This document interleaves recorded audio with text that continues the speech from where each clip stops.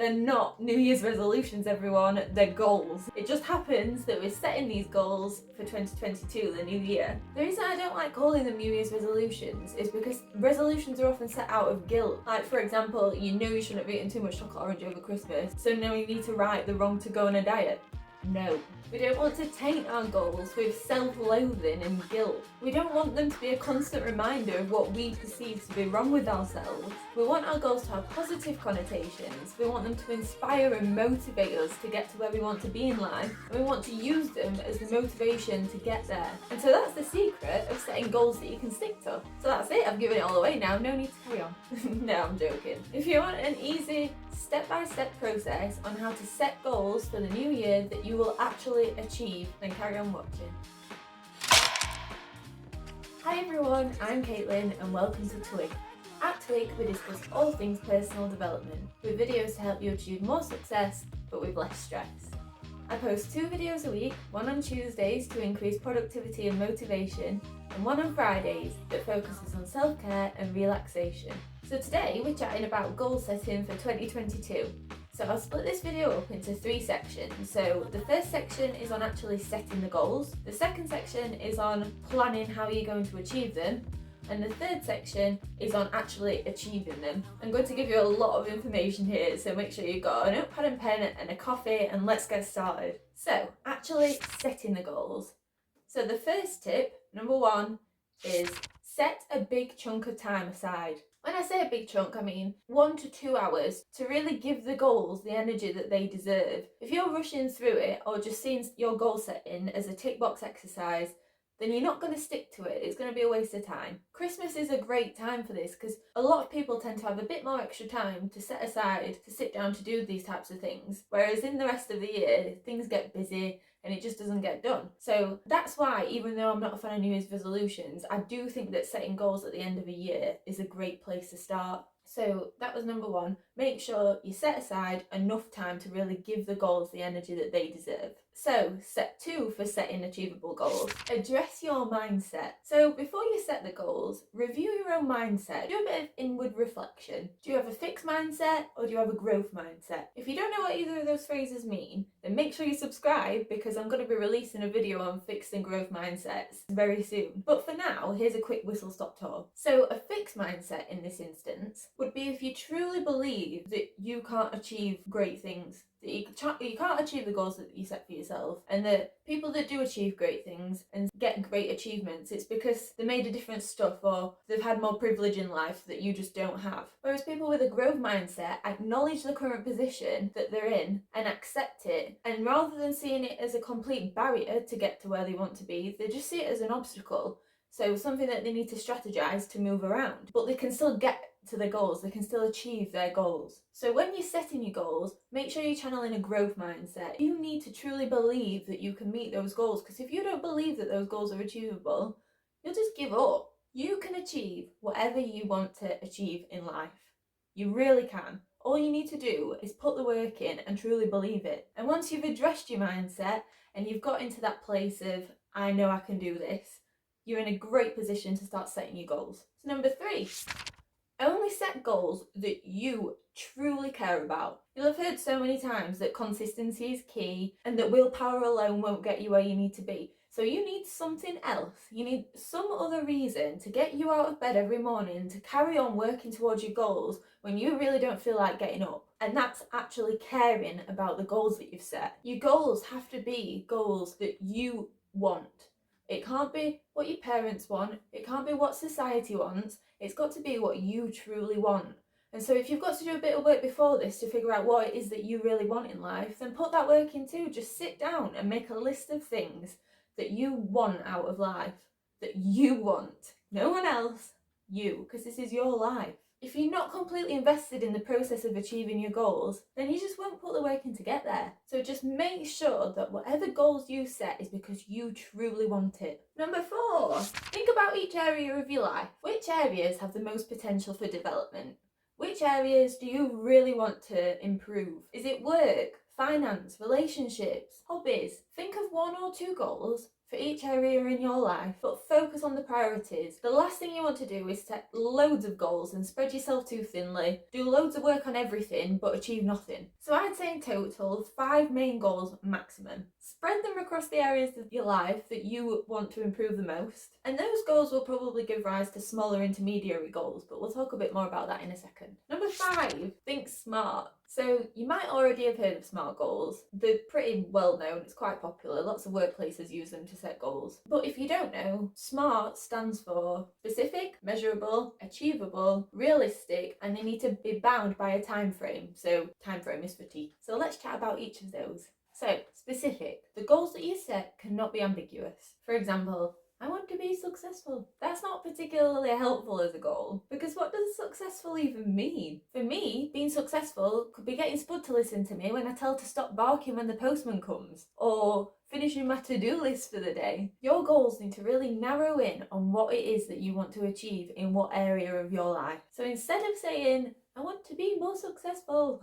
you might say, I want to find a career that aligns with my personal values, or I want to schedule time every week to see my family, or I want to read 1 book per year for the entire year. You can see how these are less generic and focus on just one area of your life. So next, measurable. You need to be able to measure your progress. So that's easy for a goal like the 52 books one. But what if one of your goals is to get promoted at work? If you work in a company that doesn't have formal processes for progression and development, that could be really difficult to track. But what you can do is gather evidence from your surroundings that show that you're on track.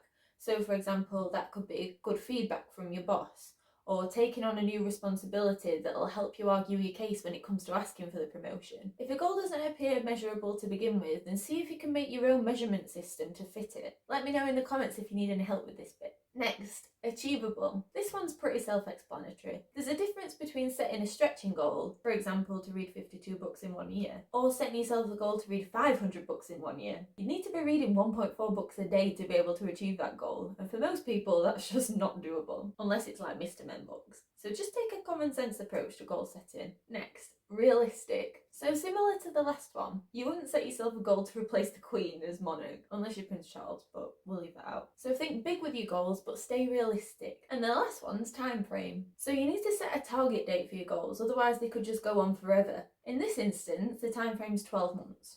Because it's 2022, the full year. But if you're setting your goals at any other time, then make sure you set yourself a realistic time frame that you can hold yourself accountable to. So, goal setting tip number 6. Write them down. Write them down on your phone, in a Word document, physically in a book. Wherever you want to capture the information, just make sure you've recorded it. Write them down along with the time frame and the context. That's so that you don't have to rely on your memory and that you've got a reference point to go back to when you need to. It will also help with the next stage, which is planning. So before we move on, here's a quick summary of the steps that I've already been through. 1. Set a chunk of time aside. 2. Address your mindset.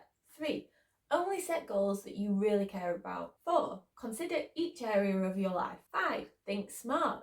6. Write them down. So in the next section of this video, we're chatting about how to plan your goals so that you actually achieve them. Because as the saying goes, a goal without a plan is just a dream. So the tip for this section is work backwards from where you want to be once you've achieved the goal and where you are now. Maybe your goal is to buy a house by the end of the year. Now that's quite a big life goal, and depending on your starting point, it could seem really unachievable. However, if you consider the end point first and consider what that version of yourself who has bought a house has, that the version of yourself that you are now doesn't have, then you can come up with a strategy to bridge the gap. So with the house goal as an example, the end goal is to buy a house. So what does that version of you have that you don't have now? So that might be a deposit. It's probably a deposit. Maybe a good credit score. Maybe a work history that allows you to be accepted for a mortgage. Make a list of those things and look at your current situation. How can you get from where you are now to having all those things to put you in a position to buy the house and achieve the goal? So are your savings way off where they need to be? Or is your credit history a little bit sketchy? If that's the case, then come up with step-by-step intermediary goals to achieve throughout the process. Each one of these smaller goals and smaller steps will help you get closer and closer to that ultimate goal at the end. If you need to build your credit history, get a credit builder credit card, spend a controlled amount and pay it off every month.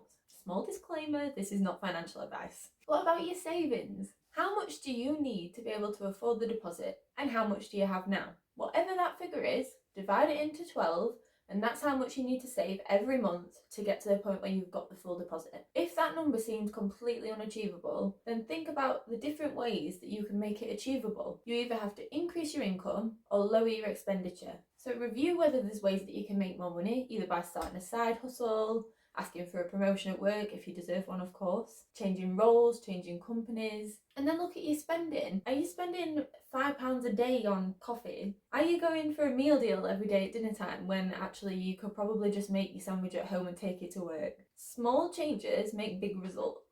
And one of the biggest things to remember is that anything worth having doesn't come easy, so it might be that you need to make some sacrifices.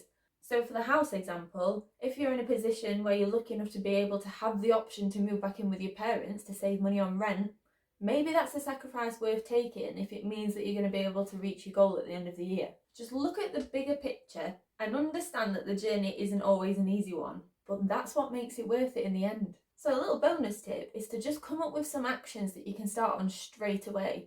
If you can't see a way to move forward with your goals, then you'll procrastinate, not get anything done, and just feel really bad about yourself.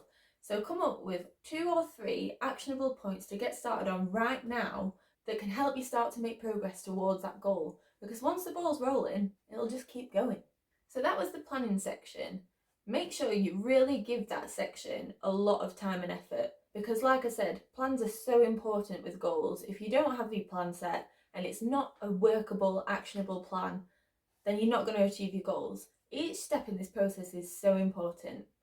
So the final section is achieving the goals. So now you've got your goals, now you've got your plan, let's go with actually achieving those goals. So 1, set monthly or weekly check-ins. If you set smaller targets to achieve across shorter timescales, it makes it a lot easier to make progress. And if you can see yourself achieving those intermediary goals, you're going to get satisfaction from that and you'll be proud of yourself. It creates more evidence in your environment that you're capable of achieving the goals. So make sure you set the smaller goals to keep yourself accountable along the way. Write them down in your plan alongside your actual goals and set appointments with yourself each week or each month. The appointments are to review your progress and treat them as if you were having a meeting with your boss. You wouldn't miss that because you don't want to disappoint your boss, but you're the boss of your life, so give yourself the same respect. Number 2, pivot your approach when you need to. In those check-in appointments, review where you thought you were going to be against where you are. Are you on track? If not, why not? Do you need to change something? Is there an obstacle in the way that's making it difficult? Your plan will pivot throughout the year because your circumstances will change throughout the year.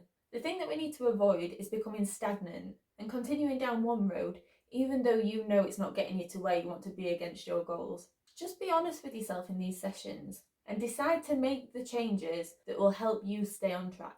At the end of the day, with goals and goal setting, you can only control what you can control. Life isn't easy, it throws us curveballs all the time, and what matters is that we can adapt and change and be flexible. If something doesn't work and you don't achieve one of your goals by the end of the year, despite your best efforts, then don't beat yourself up about it. Life is unpredictable, and even if you didn't achieve your goal, the fact that you've tried and the place that you've got to now in comparison to the place that you were is probably still a lot better than where you would have been otherwise if you hadn't tried. The most important thing is that you are trying. So that's it. I hope you found that useful. If you did, please let me know in the comments. If you'd like me to go into any more detail about any of the points we've discussed today, then just let me know. If you enjoyed today's video, then please like it and subscribe to my channel because I'll be posting a lot more like it. Friday's video is going to be on gratitude, so it's going to be on what it is, how I incorporate it into my life, and how I think you might benefit from it if you're not already trying it. So if that sounds like something that you'd be interested in, then tap the notification bell to be notified when that video goes live. So as I mentioned in my last video, I've also got a website in the works, www.twig.club. So that'll be a place to see more content from me in the coming weeks. It's a bit of a work in progress at the moment. If you want to find out when it's fully live, then just input your email address on the homepage and you'll be one of the first to find out when it's ready. So thanks for watching and I'll see you on Friday.